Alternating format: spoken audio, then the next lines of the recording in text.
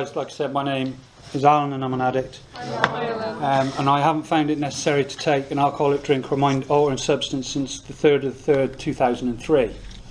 Go on. So what that means is, as long as I don't do anything monumentally stupid, 1, 2, 3, in the next 4 hours, I'll get to 14 years. Now, 14 years for me is a huge thing. But I need to go back to that as long as I don't do anything monumentally stupid. Now, the people close to me and the people who were with me in my home group just a couple of weeks ago will know that there's a real possibility that I can. And that at just coming up to 14 years clean and sober, I still have the ability to behave appallingly. I still have the ability to behave shamefully. So the fact that I haven't used or drank for this amount of time bears absolutely no reflection on my current spiritual condition. And what I've learned as time's gone on in Cocaine Anonymous is my current spiritual condition is what really matters. The years are great, and when I get to tomorrow morning, I'm going to wake up with a great big smile on my face, full of gratitude for all of the things that the years have given me and that recovery's given me in the time in recovery. But they're not what really matters. What really matters is how I am, how I am internally, how I am spiritually. See, I come into this, I'd been a phenomenally unsuccessful alcoholic and drug addict for many years. I was your kind of pant-pissing, cider-drinking drunk. I was the guy who was opening the bags of gear, smelling it was oxtail soup, praying it wasn't, and still injecting it knowing it truly was. I was the kind of addict who would wake up, walk 14 miles, go shoplifting, I've said it 1,000 times, walk into the supermarket, 7.5 stone, soaking wet, come out 14.5 stone, with bacon and cheese secreted in places God never intended bacon and cheese to be. Selling it, getting a 10 bag, doing that. Doing it again, coming out with batteries or razor blades secreted in places those things should never be. Doing that, walking home, saving a spoon wash for the next day. Getting up at 3 o'clock in the morning, doing the spoon wash. Going back to bed, getting up the next day rattling and doing it again and again and again. When I got here, you guys told me about cocaine and champagne. I have no experience of either. I've said it before, people told me they'd sold me cocaine. I'd certainly thought I'd bought it. But when I got here and you guys told me what it was really like, I realised that there are some drug dealers out there who are less than honest. It's true. Shocking, but it's true. Never drank champagne. Thunderbird. That was as good as it got for me. So as a consequence of kind of years of trying to fix a problem I didn't know I had, I started going in and out of jails, and eventually it got to the point the sentences got longer and longer, and they'd said to me, Dobbo, listen, if you get involved in some sort of treatment program when you're in jail, there's a chance you'll get parole. And that's why I come here. That's why I started going to meetings when I was in prison. That's why I started reading the big book of Alcoholics Anonymous, so that I could talk a good game, so that when it come to parole, they could say, he's really engaged well in the services here. He's really moved forward. You know, I went through this program in jail and they gave me a little badge. They called me a peer supporter, and my ego went, yeah, go on, kid. They let me kind of do some stuff around step work and talk a bit about the history of the 12 steps, and my ego went, yeah, pretty good, Dobbo. You're all right. And then they let me out and I went, yeah. And I went into a treatment asylum in Bournemouth, which introduced me to you guys out here. And when I was first coming to the meetings, it was just as a means to an end. It wasn't to have any sort of spiritual experience, any sort of spiritual awakening, any sort of spiritual anything. It was to get out of jail and I'd stay clean for a little while and you know, certainly not not forever. When you guys talked about total abstinence, it didn't mean that much to me. I wasn't that bothered about it because that wasn't my long-term plan. What happened is I didn't see this coming. I didn't see you lot coming. This. So I'm doing my best not to swear, but I'll give myself one golden point. This spiritual trickery, which is actually spiritual fuckery, that you lot performed on me, is what kept me here. So I'm forever thankful that people didn't say keep coming back. They just said, look, just stay here. People didn't turn from me and say, we got no place for you. You said, stay here and we'll give you something to do. And for the first time in as long as I could remember, I felt like I was somewhere I should be. And I stayed. And I've stayed consistently for almost 14 years. My journey through that has been...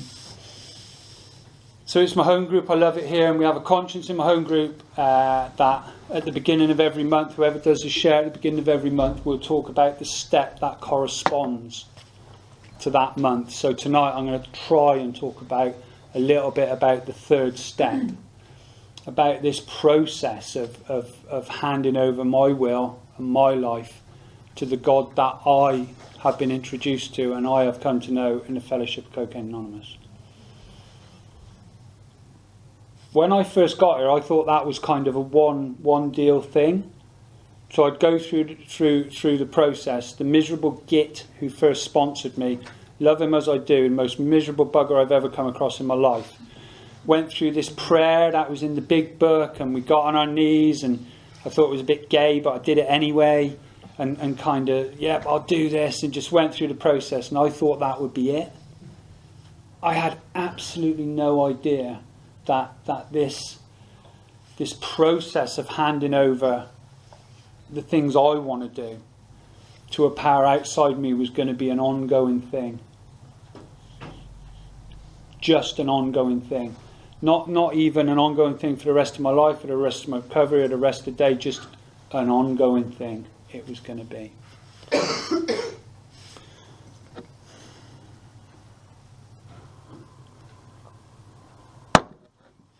I mention it. So what has happened as a result of sticking around in these meetings for a while is, as time's gone on, I've had less and less new things to say.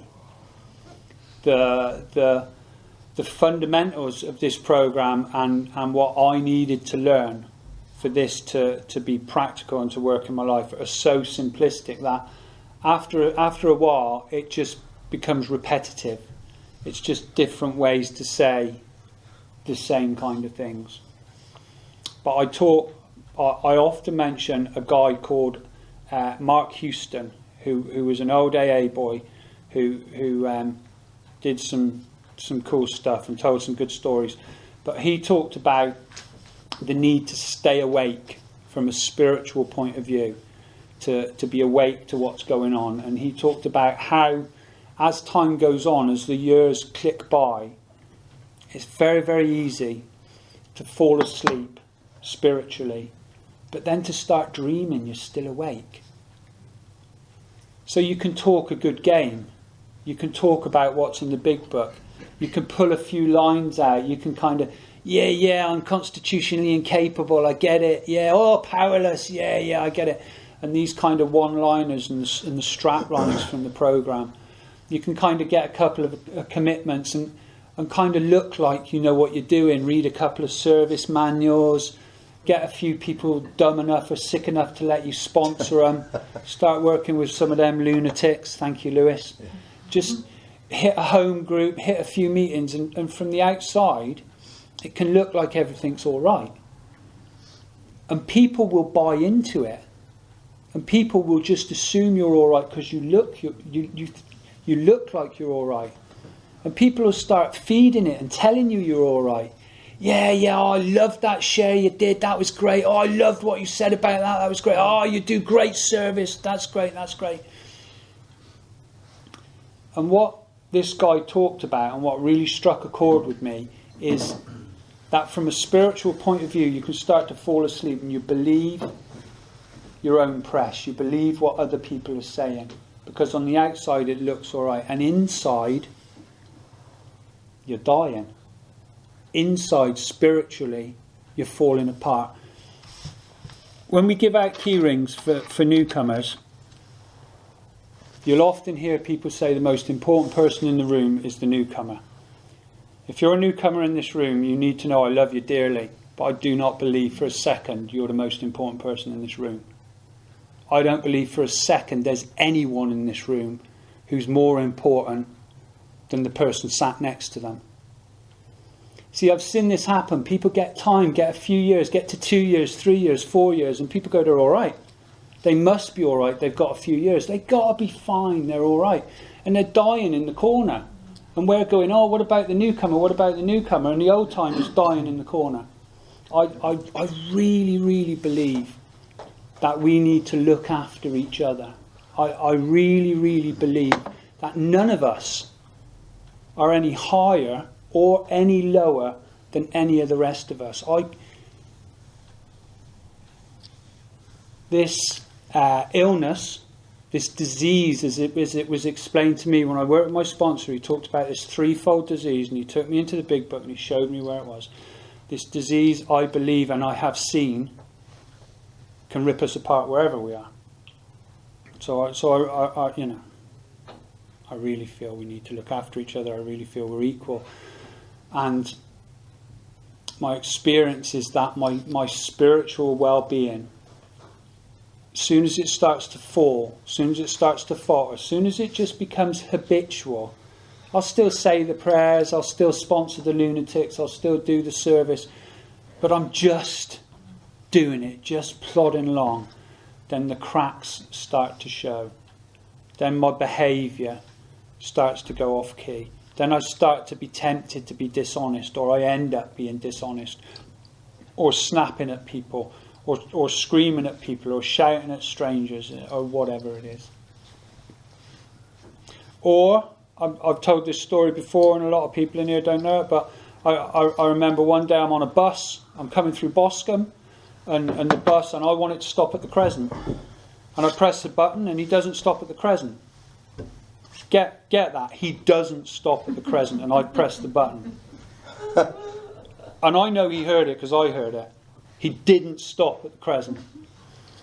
And I've got Michelle, my missus, with me, and we're new. We're kind of early on, so I need to man up.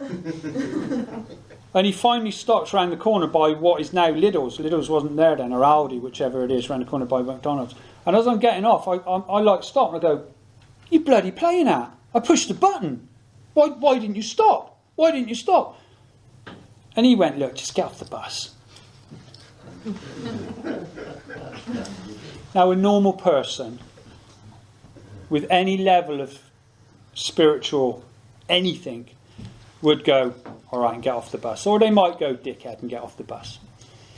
What I do is I get off the bus, I walk round in front of the bus, and I lie in the middle of the road.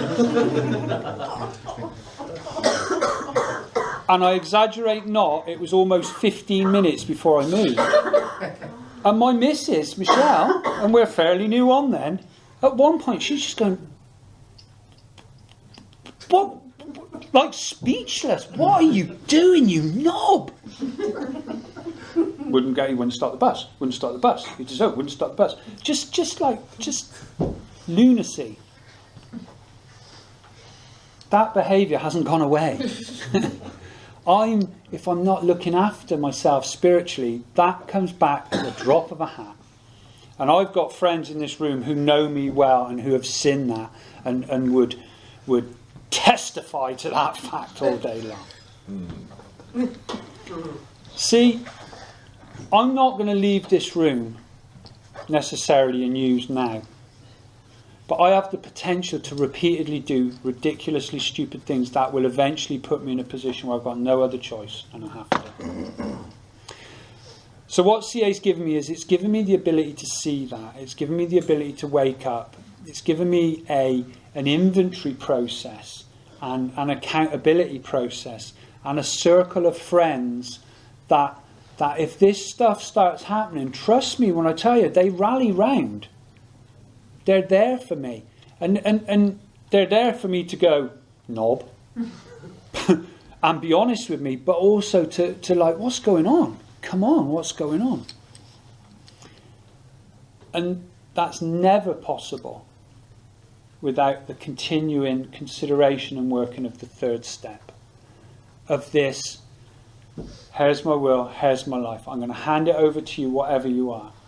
Whether it's through prayer to the God that I've come to understand, whether it's through conversation with my friends and the people that I trust, whether it's through inventory, and I'll hand it over and I'll get a little bit from it and then I'll take it back. And then I'll act like a dick for a while. And I'll hand it over and I'll get into it a little bit and I'll take it back. And it's been like that. It's been like that all the way through my recovery. If anybody's thinking that it's going to be, you're going to do this and it's just going to be plain sailing, that's not my experience. It's been, the whole experience has been a roller coaster. Bill Wilson, one of the founders of AA, wrote an excellent essay once on emotional sobriety. And he said that if you think emotional sobriety as a human being is just constant calmness, you're an idiot. He didn't say you're an idiot. He said you're very much mistaken. But if you think that, you're an idiot, in my experience. By the very nature of what we are and as people. Because, people go, oh, nah, it's me addict and all that. We're people. By the very nature of being people, there'll be ups and downs. There'll be emotional roller coasters. There'll be sadness. There'll be joy. There'll be anger. There'll be all of that stuff. And what this handing over process and this working and reworking of the steps has given me the ability to do is embrace that. And it to be all right. And to be able to look at that and to be able to grow through that. This time last year, I was giggling to myself. I was coming in and our brothers in arms over there were trying to get up the stairs with their crutches. And a year ago, I was sat in a wheelchair. This time last year, I couldn't even have crawled up the stairs. I was wheeled here. I was humped into the chair. I was up the stair lift with people strolling past me going, all right. And then I was put in a chair and I was wheeled here. I was given drugs and substances that there was a time in my life I would have craved for. I would have sold my soul and did for. And I was protected in that. And I was looked after in that. And the people around me took care of me. And I got through that. And I got up on my feet. And as God's my witness, I keep saying it, it makes my missus shudder. I will dance again. Anyone who's seen me dance it'll be a sad day. I'll do it. I came here under the pretense of getting clean and sober with a story that's what I wanted when I didn't even want that anyway. I wanted to get parole and get out and ultimately use again. The love, the compassion, the patience that the people in this room and in many, many, many rooms like this have showed me then and day in, day out, week in, week out, year in, year out for all these years has made this, without a doubt, the greatest place on the planet for me. Of course, fundamentally it's about not drinking and not using again. Of course, it's fundamentally about not going out and causing the damage that I was causing and hurting the people that I love and care about again. But if anybody thinks that's it, stay and see what happens. My experience is it will absolutely blow your mind. There's so much more on offer here. Nobody in this room has to drink or use again. Nobody in this room has to be alone again. It's quite a thing. So, about 3.5 hours, as long as I don't do anything monumentally stupid, there's a considerable chance that I'm going to make another sobriety birthday. If I was on my own, there'd be no chance at all. Every time I've edged away, and I haven't got to edge away very far. I'm not one of these guys who has to stop doing meeting, service, sponsorship, inventory, praying for a couple of weeks for this to start to have a negative effect. On a good day, I've got a couple of hours and I start to go a few degrees out of plumb. Give me a couple of days and I'm in trouble. Every time I've started to move away, I've been blessed enough to have been woken up to the fact of what's going on and just got back close. I do the same stuff now as I did in my first year. I sponsor as many people as will put up with me. I turn up for my home group pretty much every week, as long as they put up with me. I serve Cocaine Anonymous as much as I can in as many committees as will put up with me. I have a great life. I have a lovely wife. I have a great son. I have a job, and the responsibility they give me and what I do in my job is just insane, considering where I come from. I have friends in my life who I can be sat in their house and they'll leave a wallet on the side with actual money in it, and no, I'm not going to nick it. I mean, and leave me in their kitchen and go in another room, and no, I'm not going to just open that window just a little bit for later on. All of this I have as a result of Cocaine Anonymous. As the working and reworking of the steps in the big book of Alcoholics Anonymous, with a sponsor who isn't quite as miserable as the first one, but he has his moments. It's the greatest thing in the world. If anybody tells you to keep coming back, take my advice, tell them to piss off. Stay. Just stay with us here. Because we and I need everyone here. Thanks for listening.